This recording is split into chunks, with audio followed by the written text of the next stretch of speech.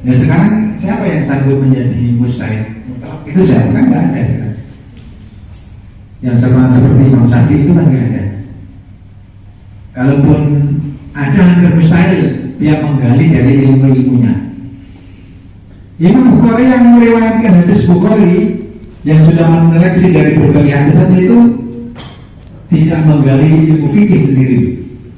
Walaupun dia ahli hadis, dia juga memahami Al-Quran, tapi dia bermadzhab Syafi'i. Imam Baihaqi biasanya kan ada hadis rawahu al-Baihaqi itu. Lalu Imam al-Baihaqi itu ahli hadis, pokoknya hafalannya banyak sekali, itu pun nggak mau dia menjadi dengan bekal hadisnya pun nggak menjadi mustahid, nggak mau mendeklarasikan diri sebagai mustahid. Dia mengikuti mazhab Syafi'i. Kitabnya banyak sekali. Al-Baihaqi itu ada Dalailun Nubuwah, ada Manaqib. Dia menulis juga Manaqib Syafi'i dan seterusnya itu. Demikian juga para imam-imam yang lain, mereka pada umumnya mengambil mazhab kepada Imam Syafi'i, kepada Imam Malik, kepada Imam Abu Hanifah atau Imam Ahmad bin Hanbal. Nah orang sekarang apal hadis ratusan ribu belum tentu gitu. Mau istilah Quran sama hadis dengan Quran saya mau buat mazhab sendiri itu kan berarti kan. Kalau kita mau jujur sebenarnya kembali kepada Quran sama hadis itu adalah mazhab sendiri, mazhab Quran versi hadis itu yang hasil-hasilnya ya dari fatwa-fatwa mereka itu mazhab sendiri itu. Mereka mengatakan non-mazhab gimana?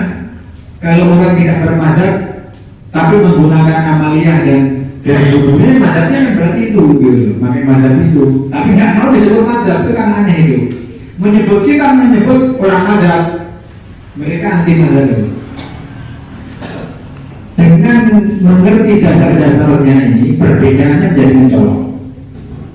Terus perbedaan tentang sikap kemasyarakatan itu membawa pengertian yang berbeda. Kalau kita mengerti sejarah Sunan Ampel, Sunan Kalijogo, atau para wali-wali atau Kanjeng Nabi sendiri, sejarah kalau kita pelajari, itu kan orang yang disebut oleh Al-Quran kan wama arsalnaka ila rahmatan lil alamin ya. Rahmat itu adalah jalannya dan rahmaniyah. Rahimah, welas asih, kasih sayang, memaafkan, al-ikhlas, mendahulukan apa? Pelayanan publik, kepentingan publik dan seterusnya itu. Dan bukan disebut wama arsalnaka illa huduban orang. Bila berdoa kecuali untuk perang gitu, bukan. Atau ilah laknatan untuk melaknat orang, ini bukan rahmatan. Nah kalau kita mengerti itu, maka pertama-tama menjadi muslim dan mukmin menurut versi yang dipahami oleh PMI dan dikembangkan PMI dan Nahdlatul Ulama itu harus menjadi rahmatan sendiri dalam diri kita sendiri, mengasihi, mengasah dan mengasuh nafas kita untuk melahirkan libasul takwa atau baju takwa atau akhlak-akhlak sebagai baju yang kita pakai, yaitu akhlak yang baik. Dengan demikian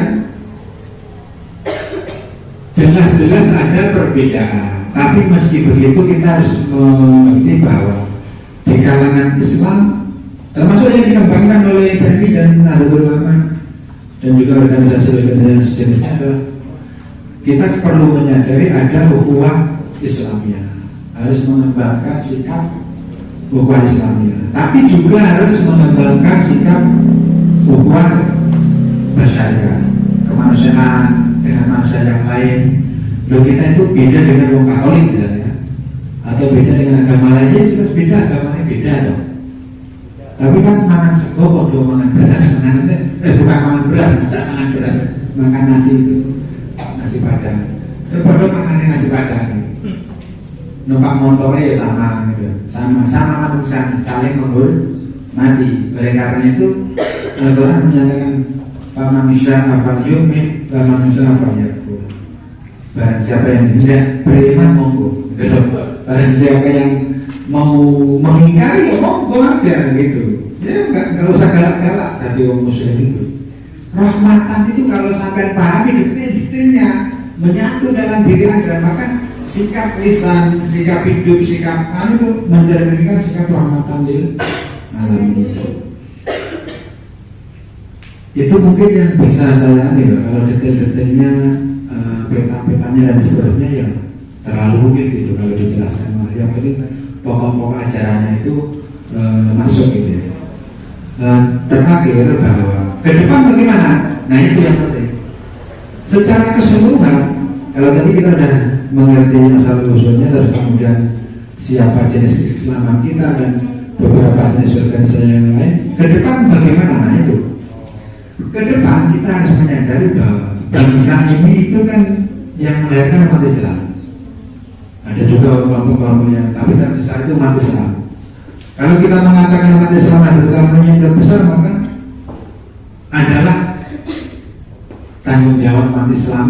Tanggung jawabnya itu tanggung jawabnya juga untuk membela, merawat dan mengembangkan. Nah untuk supaya bisa begitu itu harus punya SDM yang cukup, sumber daya manusia yang cukup, ilmu yang cukup untuk bisa masuk ke birokrasi. Ya birokrasi kemenang ya birokrasi mas, tapi kan kemenang sudah banyak gitu. Bisa di yang lain lah kira-kira itu, di kesehatan, di industri atau di tempat-tempat yang lain. Juga mengisi profesi-profesi yang lain. Dan negara itu kan bukan hanya soal organisasi negara. Negara itu juga masyarakat, ada profesi-profesi. Nah itu perlu diisi di kebudayaan, di kerakyatan dan sebagainya. Di berbagai tempat itu kan akhirnya kita juga harus menyadari perlunya begitu. Mengerti perlunya kemajuan, tidak meninggalkan yang tradisi-tradisi itu. Belajar yang rajin untuk menjadi dan mempersiapkan dengan kesadaran-kesadaran yang baru, tapi juga berbijak dari hal-hal tradisi. Jangan belajar ilmu sosial tapi sholawatnya mandek. Jangan begitu. Ya sholawatnya masih, tiba masih, macam-macamnya itu tradisinya masih, tapi terus kemudian tetap bisa berpikir tentang kemaslahatan di masyarakat dan kemajuan. Mungkin ini yang bisa saya sampaikan terlebih dulu. Kita setelah itu bisa diskusi. Wassalamualaikum warahmatullahi wabarakatuh. Waalaikumsalam warahmatullahi wabarakatuh. Terima kasih atas pelajaran yang sudah diberikan kepada kami. Baiklah, kami buka sesi pertanyaan 1 training dan 3 pertanyaan. Oke, perkenalkan diri dulu. Oke, baik. Izin bertanya gitu Bapak. Saya Muhammad Abdul Wahab dari Tulungagung.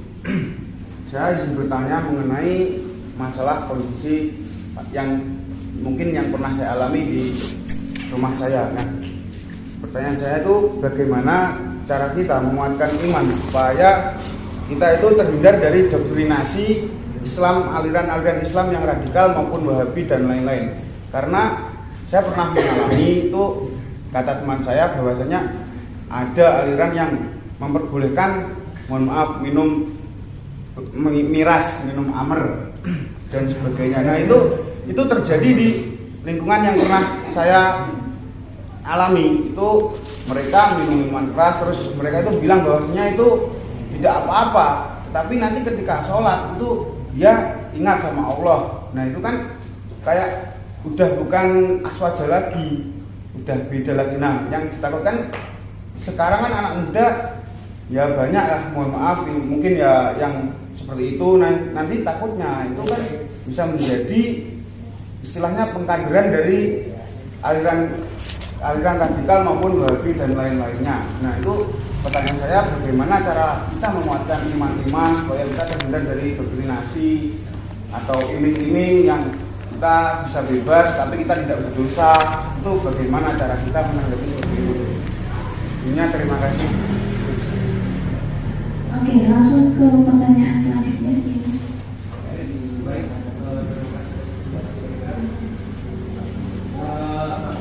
jadi ini juga pertanyaan. Tadi sempat disinggung yaitu dari Wali Irsyad yang katanya di Kalimantan. Dan saya tahu selama ini bahwa Lalu dakwah Wali Irsyad ini itu berangkat dari MAI, yaitu Madrasah Islamiyah Arabia yang didirikan di Mangkosor, itu adalah kurang dari Kecamatan Sopeng di Kabupaten Majo, Sulawesi Selatan. Didirikan pada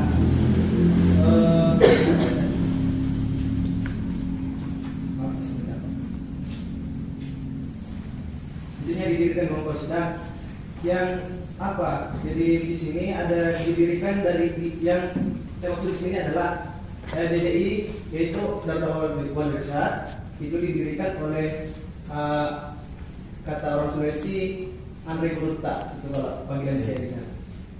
Yang didirikan pada 17 Februari 1947. Dan yang sempat disinggung tadi dikatakan bahwa yang penganutnya itu dari orang-orang Salafi. Yang saya pertanyakan di sini Pak, Salafi itu apa? Kedua, pertanyaan kedua Pak, bisa Pak? Sekaligus. Ini saya pernah baca buku karena tadi sempat disinggung juga yang masalah mazhab. Jadi saya pernah baca buku yang penulisnya itu kalau tidak salah Bapak Quraisy Shihab, yang judulnya Islam yang Sehat. Dan di dalam buku itu menyebutkan ada 8 mazhab. Mohon keterangan Pak. Apa? Ada 8 mazhab yang disebutkan di 8 mazhab. Saya akan menanggapi ini dulu ya, yang masnya soal bagaimana memperkokoh iman. Pertama yang itu pertanyaan berat sekali itu bisa berjilid-jilid kalau ditulis itu. Tapi intinya adalah bahwa iman itu kan diletakkan oleh Allah ke dalam hati kita. Kita bersyukur dilahirkan dari ayah-ayah kita yang sudah beriman, sehingga lahir dalam keadaan iman. Nah, siapa yang bisa memilih bahwa kita lahir dari seorang yang Jawa, seorang dari Papua, seorang dari Sulawesi? Kan nggak ada yang bisa pilih. Itu kan sudah kehendaknya Gusti Allah. Terus kebetulan bapak-bapak kita sudah beriman, nah kita diajari iman, ya lebih mudah lagi gitu.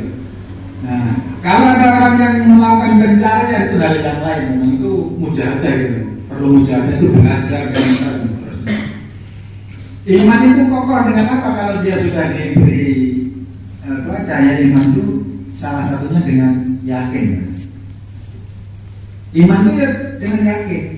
Yakin itu dibangun dengan apa? Satu, ilmu yakin, namanya ilmu yakin. Ilmu yakin itu ilmu yang diperoleh dari membaca-baca, mendengarkan dari guru-guru, terus kemudian dari pelajaran-pelajaran tentang apa-apa yang kita lakukan ini memiliki argumentasi dasarnya. Itu ilmu yakin. Kalau kita belum mendengar tentang wudhu, mau wudhu gimana kan nggak bisa. Kita mau mendengarkan mau sholat, akhirnya bisa karena sudah mendengarkan caranya dari guru. Itu ilmu yakin. Tapi kalau kamu terus kemudian ada orang lain datangin kamu, terus kemudian dibilang, oh ini nggak ada dasarnya ini, nggak ada dasarnya. Ini Al-Quran mengatakan begini, goyah. Ilmu yakin itu harus dikuatkan dengan mutolaah, mengkaji, terus memiliki guru, terus diasuh terus gitu. Karena bisa goyah gitu, bisa goyah. Karena ilmu yakin itu kan berasal dari pemahaman-pemahaman terhadap mas-mas hadis dan sebagainya. Kecuali yang pasti itu ya, yang pasti itu misalnya 5 waktu itu kan hampir nggak ada kita menemukan perlawanan terhadap itu kan nggak tepat itu. Itu memang begitu, ya sudah begitu. Nah, tapi yang lain-lain misalnya yang mengusap rambut itu apakah sebagian atau seluruh kepala itu kan berbeda. Nah, yakin yang pertama harus mengerti dalil-dalil. Kalau Anda mengaku sebagai orang yang menyebarkan Islam rahmatan lil alamin, maka Anda harus mengerti dalil-dalil Islam yang mendukung kira-kira tentang Islam rahmatan lil alamin itu. Salah satunya saya menulis di buku tentang dalil-dalil Gus Dur itu kan dalil-dalil kunci untuk pergumulan Islam Indonesia itu memperkuat argumentasi tentang misalnya apa tuh umat wasat itu, apa tuh yang disebut misalnya rahmatan lil alamin itu apa. Terus apa yang disebut dengan